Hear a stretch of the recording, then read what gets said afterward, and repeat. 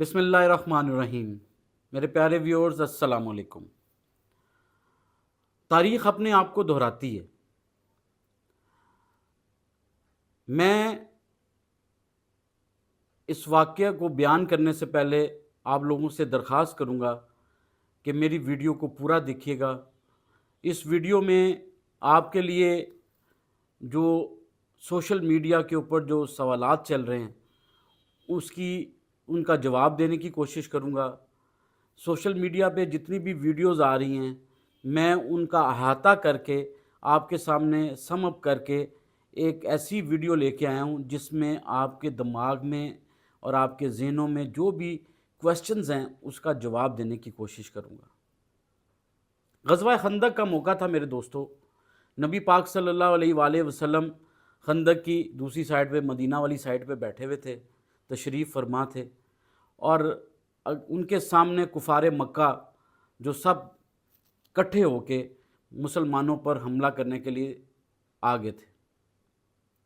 جنگ کا سماں تھا تو لشکر میں یہ افواہ پھیل گئی کہ مدینہ کے بارڈر لائن کے اوپر ایک قبیلہ آباد تھا جن کے ساتھ نبی پاک صلی اللہ علیہ وآلہ وسلم کا معاہدہ ہوا تھا کہ جب کبھی بھی مدینہ پہ کوئی چڑھائی کرنے آئے گا ان کے ساتھ لڑائی کرنے آئے گا تو وہ مسلمانوں کا ساتھ دیں گے۔ افواہ یہ پھیلی کہ کفار مکہ کے ساتھ انہوں نے گٹھ جوڑ کر لیا ہے اور وہ مسلمانوں کے ساتھ غداری کر رہے ہیں اور معاہدے سے انحراف کر رہے ہیں۔ دوستو، نبی پاک صلی اللہ علیہ وآلہ وسلم کے کانوں میں جب یہ بات پہنچی تو آپ نے چند صحابیوں کو اپنے پاس بلایا اور ان کو کہا کہ آپ فوراً نکلیں اور جائیں اور پتہ کر کے آئیں کیا آیا یہ سچی خبر ہے یا یہ جھوٹی خبر ہے۔ اور آپ نے ان کو روکا اور آپ نے تلقین فرمائی کہ اگر یہ خبر جھوٹی ہوئی تو آپ مدینہ کے بارڈر سے آتے ہوئے راستے میں آپ کو جو بھی ملے تو آپ نے یہ تشہیر کرنی ہے کہ یہ خبر جھوٹی تھی اور ہم نے کنفرم کر لی۔ میرے دوستو، یہ وہ وزڈم تھا جو نبی پاک صلی اللہ علیہ وآلہ وسلم نے رہتی دنیا تک ہمیں بتانے کے لیے بات کر دی، اور یہ بھی فرمایا آپ نے کہ اگر یہ خبر سچی ہو تو آپ نے چپ کر کے لشکر میں شامل ہو کے میرے پاس اشاروں کنایوں میں مجھ سے آپ نے بتا دینا ہے کہ یہ خبر سچی ہے۔ میرے پیارے دوستو، جب وہ وہاں پہ صحابی گئے، وہ خبر سچی نکلی، انہوں نے واقعی اس قبیلے والوں نے غداری کی، تو آپ صلی اللہ علیہ وآلہ وسلم کو جب یہ پتہ چلا تو انہوں نے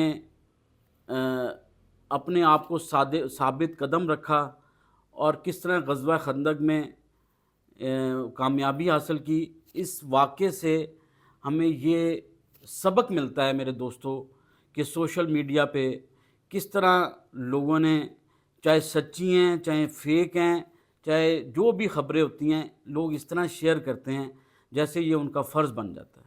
آپ لوگوں سے درخواست ہے کہ کوئی بھی آپ کو نیوز ملے اس کو شیئر کرنے سے اجتناب کریں، چاہے وہ سچی ہے چاہے وہ جھوٹی ہے۔ فیک نیوزوں کا بازار گرم ہے سوشل میڈیا میں۔ اب دوستو، میں ان سوالات کی جانب آتا ہوں جو سوشل میڈیا پہ گردش کر رہے ہیں۔ سب سے پہلے تو لوگ کہتے ہیں کہ جب انڈیا نے ہمارے اوپر اٹیک کیا میزائلز کا، جو ہمارے بہاولپور ڈسٹرکٹ میں، مرید کے میں، مظفر آباد میں، کوٹلی میں جب یہ میزائل آ کے گرے تو پاکستان کی فوج سوئی ہوئی تھی، ان کو پتہ نہیں چلا۔ اگر آپ کسی بھی ایکسپرٹ سے، جو ڈیفنس ایکسپرٹ ہوتا ہے، انالیسس کرتے ہیں، جو ان سے بات کریں، جو کہ میں نے کی، وہ کہتے ہیں کہ یہ جو ٹیکنالوجی ہے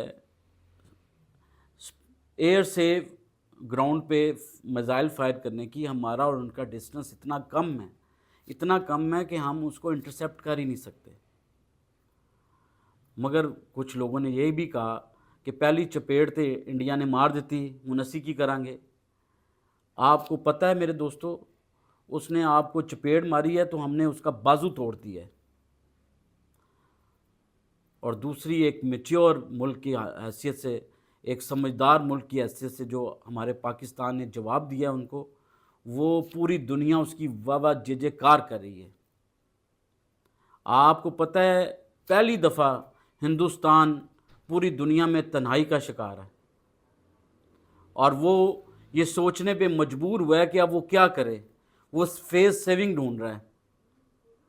اور اب جب کہ آپ کو پتہ ہے کل ڈرونز پاکستان میں 29 ڈرونز گرائے گئے، اور پنڈی میں، گجرانوالہ میں، لاہور میں، چکوال میں، کراچی تک انہوں نے بھیجا۔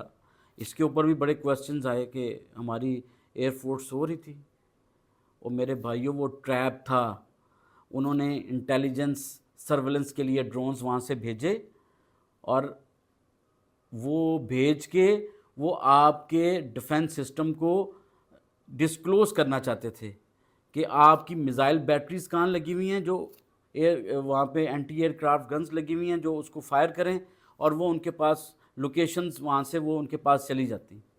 پاکستان نے بڑی عقل مندی سے، بڑی ہوش مندی سے اس کو ٹیکل کیا اور ہر ڈرون کو گرایا۔ اور کس طرح گرایا وہ آپ سب کو پتہ ہے، مجھے بار بار اس بات کو دہرانے کے لیے میرے خیال ضرورت نہیں۔ اب اس ڈرونز کے آنے سے ایک بات تو کنفرم ہو گئی کہ ہنود اور یہود کٹھے ہو چکے ہیں۔ اسرائیلی ڈرونز تھے اور بت کی پوجا کرنے والے ہندو تھے، دونوں مسلمانوں کو انہوں نے ایکا کر لیا۔ آپ کو پتہ ہے کہ پاکستان ایک ایسا ملک ہے جو کہ پورا انٹرنیشنل میڈیا جو ہے نا وہ مسلمانوں کے ویسے بھی خلاف ہے، تو وہ ہمارے حق میں بات بہت کم کرتے ہیں۔ اس سارے سینیریو میں آپ نے نوٹس کیا ہوگا کہ انڈیا کی کوئی سپورٹ نہیں کر رہا، اس کو کہیں سے بھی کوئی کسی نے بھی نہیں، جن لوگوں نے بھی، فرانس نے ان کو جہاز دیے ہیں ان کے ساتھ، امریکہ ان کا الائے ہے، انہوں نے بھی ان کی اتنی سپورٹ نہیں کی جتنی وہ سوچ رہے تھے۔ انٹرنیشنل میڈیا نے بھی کنفرم کر دیا کہ جہاز گرے ہیں۔ اب آپ دیکھیں کہ گنتی تو کوئی بھی نہیں گن سکتا نا، 1 گرے ہیں، 2 گرے ہیں، 3 گرے ہیں۔ ایک سمجھدار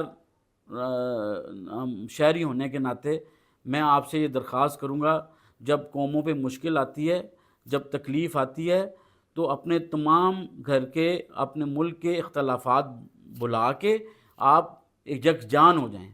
یہاں پہ سوشل میڈیا پہ کیا چل رہا ہے، وہ میں لونڈے لپاڑے کیا حرکتیں کر رہے ہیں، وہ اپنی لڑائی میں پاکستان کو بدنام کرنے کی کوشش کر رہے ہیں، پاکستانی فوج کو بدنام کرنے کی کوشش کر رہے ہیں۔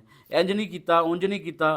آپ کو پتہ ہے 2 ایٹمی ملک آمنے سامنے کھڑے ہیں، اگر ہم کوئی ایسا جواب بے وقوفی میں دے دیں، کوئی ایسی حرکت کر بیٹھیں، تو آپ کو پتہ ہے کس طرح کی جنگ شروع ہو جائے گی۔ آپ نے تو کہہ دیا کہ اس طرح کر لو، اس طرح کر لو۔ میرے بھائیوں، ہم نے اپنی عزت بھی رکھنی ہے، ہم نے اپنے ملک کی سالمیت پہ کوئی سمجھوتا نہیں کرنا، عوام کی حفاظت بھی کرنی ہے، اور جو کچھ ہماری پاک فوج کر رہی ہے میں ان کو سلام پیش کرتا ہوں۔ اللہ تعالیٰ ان کو اپنے مقاصد میں کامیاب کرے۔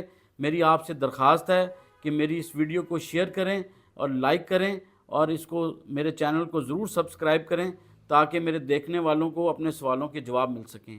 بہت بہت شکریہ۔ اللہ حافظ۔